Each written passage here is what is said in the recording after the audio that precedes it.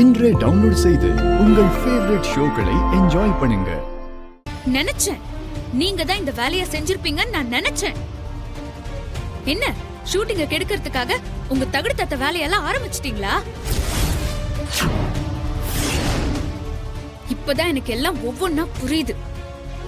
என்னடா திடீர்னு காஞ்சனா மேடம் இங்க எப்படி வந்தாங்க, அவங்களுக்கு எப்படி நான் நடிக்கிறது தெரியும்னு யோசிச்சேன். நீங்க தான் போன் பண்ணி சொல்லிருக்கீங்க. நீங்க சொல்லாம அவங்க இங்க வர வாய்ப்பே இல்ல.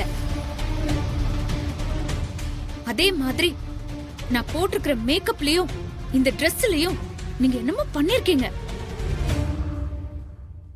அதான் எனக்கு அப்படி அரிக்குது. என்னால ஒரு நிமிஷம் கூட நேரா நிக்க முடியல.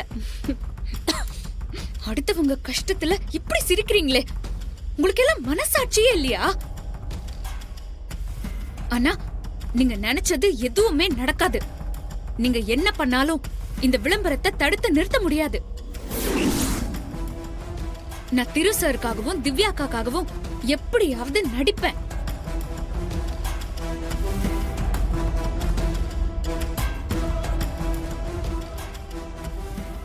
பாரு, ரொம்ப அரிக்குது. நல்லா சொரிஞ்சுக்கோ. அப்புறம் சொரியவே டைம் இருக்காது. இதுல நடிக்க வேற செய்யணும். உனக்கு நடிக்க வேற வராது. கஷ்டம்தான். பாவம். நீ என்ன பண்ணுவ? நான் என்ன பண்ணுவேங்கிறத நீங்களே இன்னும் கொஞ்ச நேரத்துல பாப்பீங்க. என்ன பார்த்து இப்போ பயந்து ஓடினாரே, அவர்தான் உங்க கள்ள புருஷனா? ஏய், நீங்களும் உங்க கள்ள புருஷனும் சேர்ந்துதான் இதெல்லாம் பண்றீங்கன்னு எனக்கு நல்லாவே தெரியும். கள்ள புருஷன் அது இதுன்னு சொன்ன பல்ல உடைச்சிருவேன். ஊருக்கு தெரியாம ஒரு புருஷனை வச்சிருக்கீங்களே, அப்புறம் அதுக்கு பேர் என்ன? கள்ள புருஷன் தானே? ஏய், தாலிய தழைய தழைய தொங்க விட்டுட்டு சுத்துறியே, உன் புருஷன் யாருன்னு எல்லாருக்கும் சொல்லிட்டியா?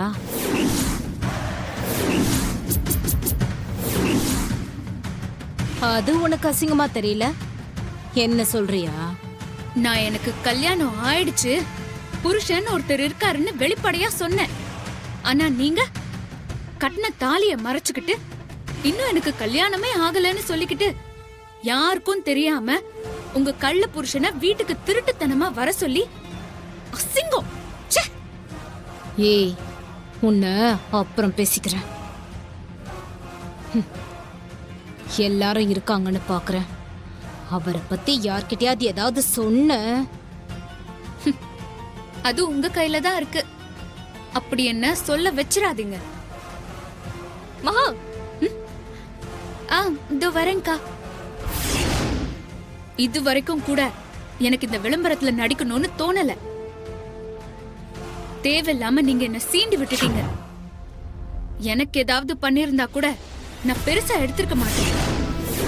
ஆனா நீங்க அவர் எடுக்க நினைக்கிற விளம்பரத்தை கெடுக்க பாக்குறீங்க. இப்ப சொல்றேன், நல்லூர் அம்மா அருளால எப்படியாச்சும் நான் இந்த விளம்பரத்துல நல்லபடியா நடிப்பேன். அப்போ புரியும் உங்களுக்கு நான் யாருன்னு.